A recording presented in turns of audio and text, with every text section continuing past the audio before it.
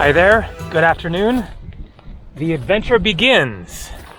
This is not how I was planning to start this video. I was driving to the beach and saw these caves and had to investigate. I think there are more down here. Yes. Gotta get down to it somehow, and then weird looking little cave right there. So I'm going to just poke around here for a couple of minutes and then get going to the beach.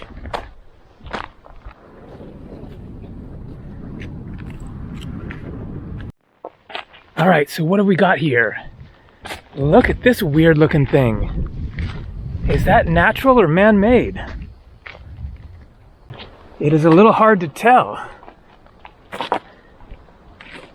Whoa, this might be natural. It's just all these random rocks. Trippy, it looks like a dragon's mouth or something, and then more there and another one over there. Let's take a look and see if any of these are man-made. These are definitely looking natural. Little one there, but a much bigger one over there. This is some brutal territory to hike through. Dry, lots of prickly things. But here you have several quite large caves. Perhaps they could be carved out. Obviously the area here would be natural, but it could have been dug out. It looks like it, the way that it's rounded. But it could be natural processes as well. It certainly doesn't really look like, an axe or anything was hacking away there. Very mysterious. And then here you have all of these rocks that have fallen down over the years, I guess. If these were carved out by humans, then they would have to be really old, I would imagine. I mean, nobody would be living in something like this anytime in the past who knows how many centuries. So that is a good-sized one there. And one more over here. Unfortunately, it is a windy day. That's going to mean getting blown around on the beach and more churned up water, but better than nothing. It is going to be worth the experience anyways. My favorite beach in the world. More about that later. Let's get to the car and drive to the beach just a couple of minutes away.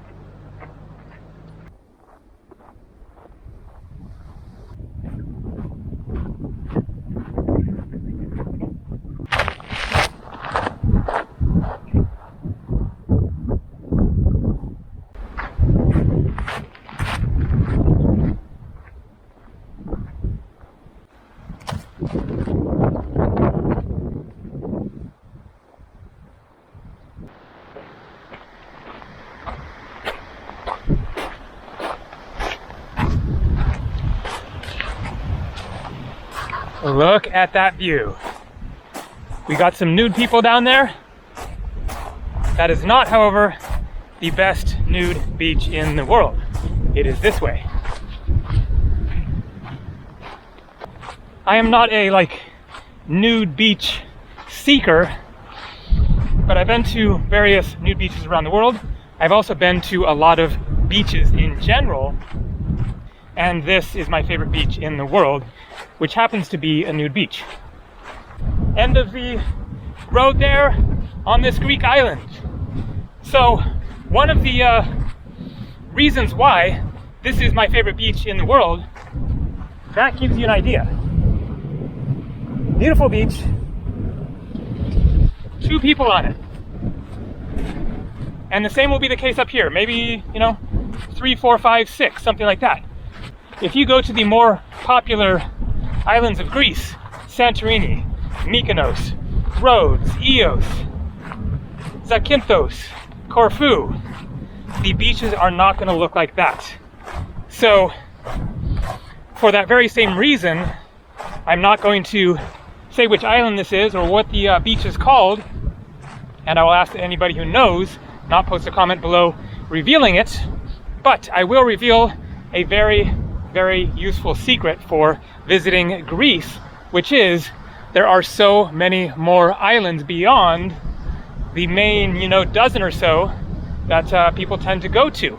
There are 227 inhabited islands of Greece. And so there are tons and tons of amazing Greek islands with almost nobody on them or just a few tourists. This island here has everything you need: hotels, restaurants, gift shops, a post office, a bank, but very few people. And so if you want to explore Greece without the crowds, just do a little bit more research and check out some of the lesser known islands. You can basically just pick islands randomly and then take a look at the images, check it out, read a little bit about it. Basically, they're all worth visiting. Some certainly better than others, but there are many, many Greek islands that are amazing, beautiful, epic beaches, quaint, peaceful villages, various other things to see, ancient ruins, all kinds of stuff with very few tourists. So here we go. I'm looking at the beach right now and it's looking great. At the moment, I cannot see a single person on it. There might be a couple of people way down at the end down there. Maybe you can understand why I'm going to call this the best nude beach in the world. Of course it is subjective. Of course there are many more that I haven't been to, but it is the combination of amazing beach. The one and only problem really is the black sand gets very, very hot. But as you will be seeing in the course of this video, there is much more than just the beach. There is a whole valley to explore. You can camp here. The first time I came here, I camped for a week. The second time I came here was 3 years ago. Some of you will probably remember that video, so this is kind of a repeat, but it will be a little bit different as well. And so this is my third time to this island and to this beach. And so it is kind of the combination of amazing beach, crystal clear waters, almost nobody on it. You can camp, and it is relatively easy to get to. So my second favorite beach in the world, which also happens to be a clothing optional nude beach, is the Kalalau beach at the end of the Kalalau Trail. However, what puts it down to number 2 instead of number 1 is that it is an 11-mile hike along a super, super intense path that takes realistically 2 days. If you really jam it, you can do it in one long, very hardcore day. Whereas, as you can see here, we're there, a couple people there. It is a 10-minute hike, so that makes all the difference. The much easier accessibility, also no permits required or anything for either visiting or for camping. So you can just come here, camp for however long you want. As you saw there, I have a rental car. The main town is a short drive away. There are various other villages on the island, so you can stay in a hotel if you want, get a car, and then come to the beach, leave in the evening, go have dinner at a nice restaurant, sleep in a comfy bed, and then come back again in the morning.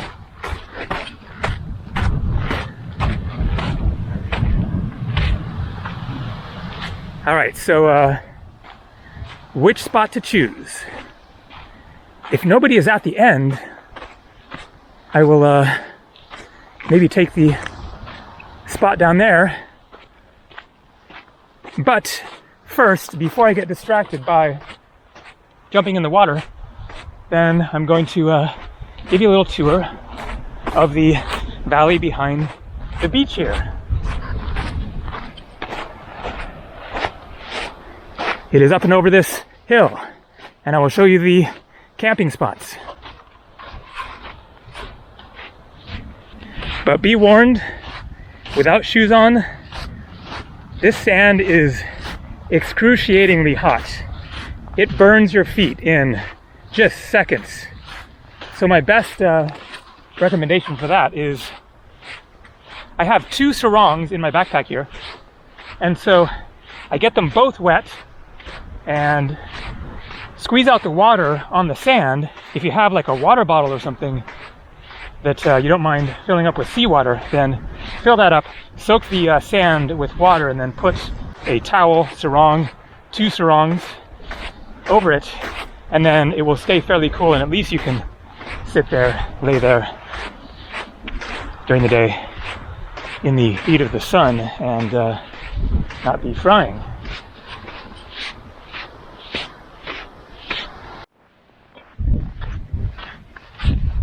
And here we go, the valley. Look at that. It's like the African savanna or something. Lots to explore. You can hike up on the hills here. Lots of trees for shade and for camping under. There is a tent right there.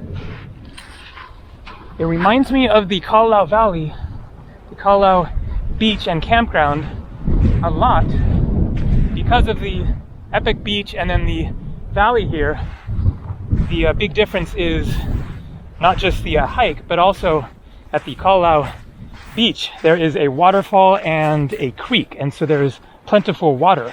There is no water source here, so you have to bring in your own water.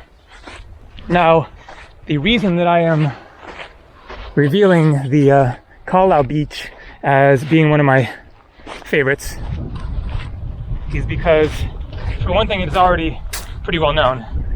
Secondly, it is such an intense hike to get to that not many people are going to be willing to make that hike.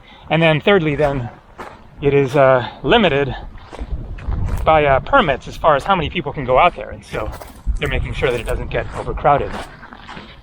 Whereas this is a little known island, and I don't want to be part of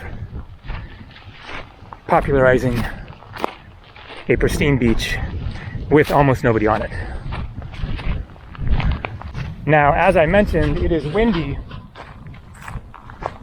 which is, of course, good as far as cooling you down a bit, but it makes the swimming less pleasant. You get little waves you have to swim through. I like to swim laps.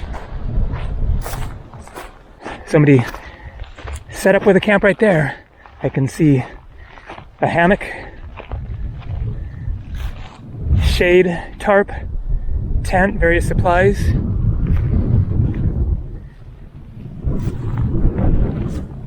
So I'm going to hike along to the back here, show a bit more, and then hop in that beautiful blue water.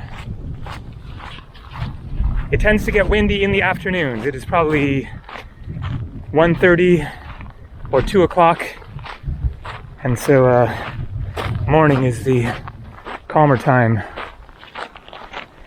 Little chipmunk or squirrel there. Where'd he go?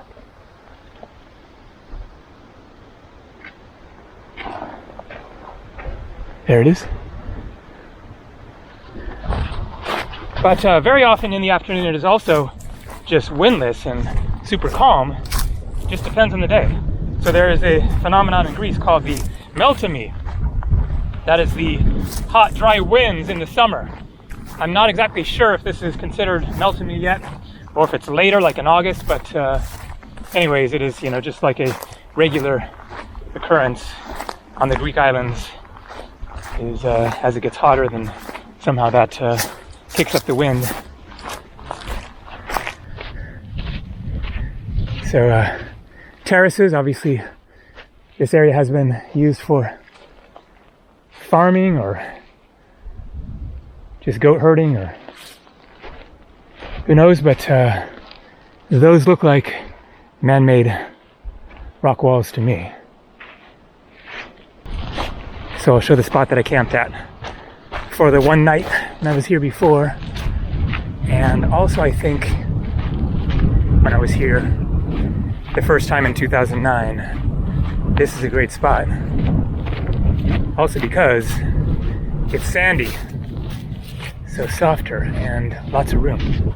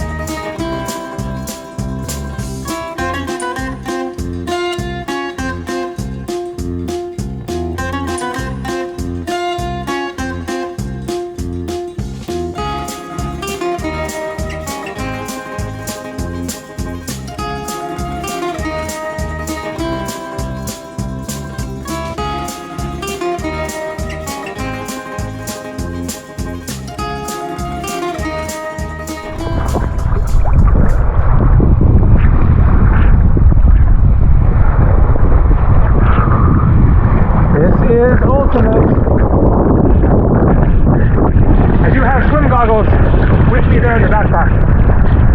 Can't really see now, but it looks like the water is plenty clear, but not as clear as it would be if it was not, choppy here from the wind. A couple more people down there, but that is a big beach to have only 5, 6, 7, 8